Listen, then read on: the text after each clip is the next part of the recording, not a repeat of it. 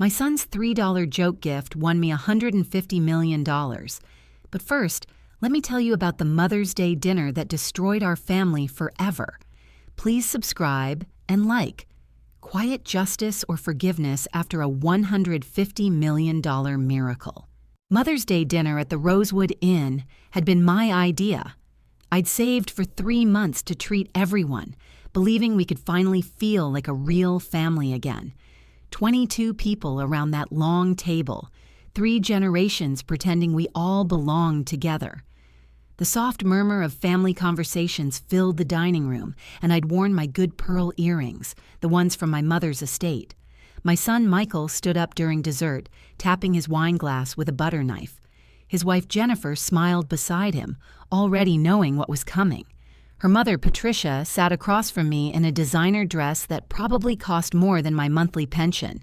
She'd been telling everyone about her recent kitchen renovation, the Italian marble countertops, the smart refrigerator that could order groceries. I'd been cutting my chicken into smaller pieces, making it last longer. Michael pulled out a thick envelope and walked straight past me to Patricia. The paper rustled as she opened it. Cruise tickets worth $15,000. Patricia gasped. The table erupted in congratulations. Then Michael reached into his pocket again. This time he pulled out something small, crumpled. He flicked it across the table toward me like someone tossing coins to a street performer. The lottery ticket landed next to my water glass, already creased and worn as if he'd been carrying it around for days. But the cruise payment wasn't the real betrayal. He leaned over, his cologne too strong, his smile too wide. Michael had joked about splitting any winnings over $100. After all, he'd bought it with his money. Everyone laughed. Even Jennifer giggled behind her napkin. I folded the ticket once, twice, tucked it into my purse between my blood pressure medication and the emergency $20 bill I always carried. Sarah caught my eye from across the table. Her jaw was tight, her fingers wrapped around her fork like she might throw it. She'd seen what I'd seen, felt what I'd felt. But this was Mother's Day, and I'd raised my children to keep family business private. So I smiled, thanked Michael for thinking of me, and ordered coffee I didn't want just to have something to do with my hands. The next morning came too early. 5:30, still dark outside, my old tabby cat pawing at my face for breakfast. I fed her, made instant coffee in the mug Sarah painted for me in 3rd grade. The kitchen window faced east, and I watched the sky turn from black to purple to pink. Beautiful things still happened every day, free of charge, if you knew where to look. My phone buzzed. A text from my bank. I almost deleted it thinking it was another promotional offer, but the amount caught my eye.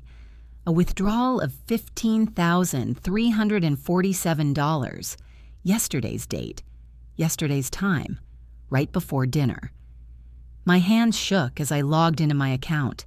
The coffee mug slipped, brown liquid spreading across the linoleum floor I'd been meaning to replace for 5 years. There it was, plain as sunrise. A transfer from my savings account, the one I'd opened 40 years ago when Michael was born, the one I'd been adding to every month since my husband died. The account Michael had helped me set up for online banking when I broke my hip 2 winters ago. He still had access.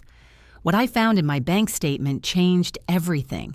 The description showed my money had paid for Patricia's cruise, not even an attempt to hide it.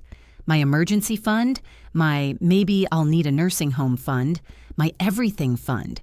$15,000 I'd saved by skipping medications some months, by eating toast for dinner, by keeping the heat at 62 degrees all winter. Gone. Given to a woman who had everything while I had porridge for breakfast. I called Michael. His phone rang 4 times before he answered, his voice thick with sleep and irritation. I kept my voice level, mentioned the withdrawal. He yawned. Called it family money. Said I wasn't using it anyway, just letting it sit there gathering dust. Patricia deserved something nice after all she'd done for them. Babysitting when Jennifer worked late, helping with the down payment on their house. What had I done lately besides complain about my arthritis? The conversation ended when he hung up on me. My own son. The boy I'd taught to tie his shoes, who I'd stayed up with through chicken pox and nightmares and failed algebra tests. I sat at my kitchen table until noon, still in my nightgown, the lottery ticket crumpled on the counter where I'd thrown it. 3 days passed. I changed my bank passwords, removed his access, closed the savings account, and opened a new one at a different bank. The teller, a young woman with kind eyes, asked if everything was all right. I told her it was better than all right. It was necessary. The coffee-stained ticket was still in the trash. Thursday night, I was heating a can of soup when the news came on. The lottery drawing. I never watched, never cared. But the volume was loud, and I was too tired to find the remote. The silver balls bounced in the machine. 7, 14, 21. My wedding anniversary, 28, my husband's birthday, 35, the day Michael was born, 42, the age my husband was when the cancer took him, 49, the number of years I'd been a mother. My knees gave out. I sat hard on the kitchen floor, the soup bubbling over on the stove. Those numbers, I knew those numbers. They lived in my bones, in my dreams, in every prayer I'd ever whispered. But the ticket was in the garbage, coffee-stained and crumpled, mixed with eggshells and yesterday's newspaper. I crawled to the trash can. My hands dug through wet coffee grounds, banana peels, the remains of 3 days of solitary meals. There, stuck to a yogurt container, was the ticket. Brown and blurry, but still readable. I held it under the kitchen light, compared each number 3 times, 4 times, 5 times. They matched. All of them matched. The Powerball, too. $150 million. The room spun.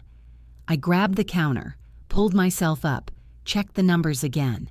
Still matching. I put the ticket in a plastic bag, then inside a book, then inside my freezer behind the ice cream I never ate. My phone started ringing. Michael. I let it ring. I hadn't expected him to bring lawyers. By morning, everyone knew. Small-town news traveled faster than wildfire, and somebody at the gas station had seen me checking the numbers on their machine. Michael was at my door by 7, Jennifer beside him, both of them smiling like they'd won the Publishers Clearinghouse. They brought coffee and donuts, my favorites from the bakery downtown. Michael hugged me for the first time in 2 years. They had a plan ready. Lawyers, trusts, everything set up by Monday. All I had to do was sign. After all, we had an agreement, Michael reminded me. 50-50 on anything over $100. I asked them to leave. Michael's face changed, the mask slipping.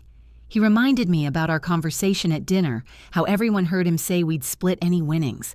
It was a verbal contract. He could prove it in court. I opened the door wider, told them to try. The local news picked it up that afternoon with headlines about my lottery win and family drama. The story went viral. My phone rang constantly. Reporters, distant relatives, charities, friends I hadn't heard from since high school.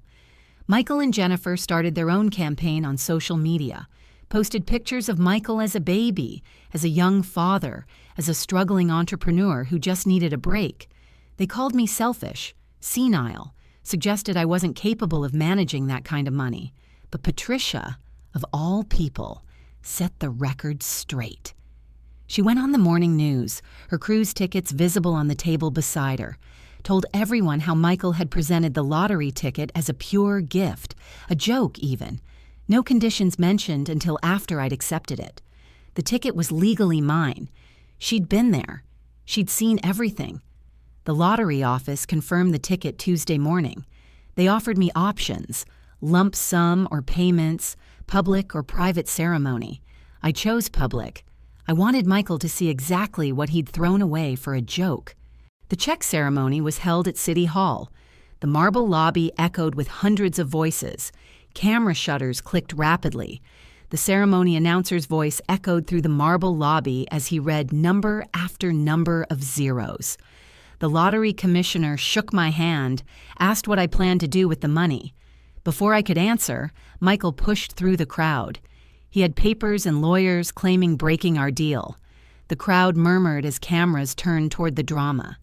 This is what Michael wanted, a scene.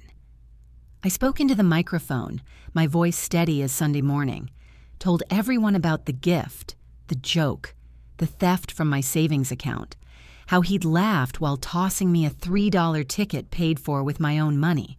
The crowd went silent. Michael's lawyer whispered urgently in his ear. They left before security could escort them out. That night, Michael came alone. No lawyers, no Jennifer, just my son looking older than his 35 years. He cried, actually cried, said they were broke, underwater on the mortgage, Jennifer's spending, his failed business ventures. They needed $2 million, just $2 million. I'd still have more than I could ever spend. It was family money, wasn't it? Wasn't family supposed to help family? I thought about all the times I'd gone without so he could have. The overtime shifts, the second job, the clothes from Goodwill so he could wear name brands to school, the college tuition that drained my retirement, the wedding I couldn't afford but paid for anyway, the help with their first house that he'd forgotten to mention tonight. I told him no. He threatened to keep my grandchildren from me, to turn the whole family against me. I told him they'd already done that. He left, slamming the door so hard the pictures fell off the wall. My wedding photo cracked down the middle, right between my husband's face and mine. I moved 2 months later. Different state, unlisted address, new phone number. The real estate agent found me a small house with a garden, a place where I could grow tomatoes and watch sunsets without wondering who might knock on my door. I kept $1 million in conservative investments, enough to live on forever. The rest went to work. I bought my husband's old auto repair shop, turned it into a training center for single parents, started a foundation in his name, scholarships, emergency funds, grocery cards for seniors choosing between food and medicine. The coffee-stained lottery ticket sits in a simple frame on my mantle, not as a trophy, but as a reminder. Sometimes the smallest gifts carry the biggest lessons.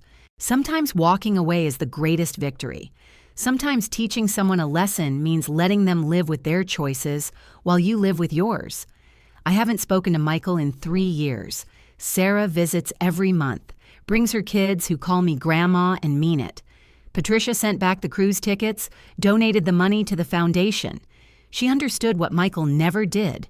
Dignity can't be bought, but it can be sold for far less than you'd think. People ask if I forgive him. I tell them forgiveness and reconciliation aren't the same thing. I forgave him the night I signed the papers to buy the auto shop.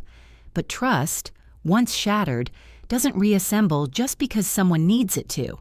Some bridges, once burned, light the way forward instead of back. Last week I got a letter. Michael's handwriting, no return address.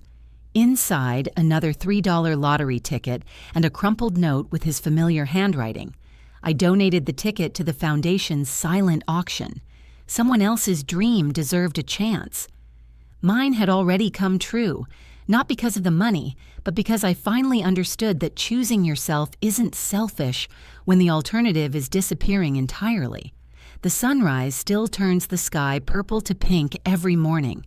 Beautiful things still happen every day free of charge, but now I watch them from a place where the heat stays at whatever temperature I want, where I eat more than toast for dinner, where my worth isn't measured in what I can give to people who only remember I exist when they need something. Sometimes the people who hurt us most are the ones who taught us we deserved better. When someone shows you their true face, do you look away or do you finally see clearly?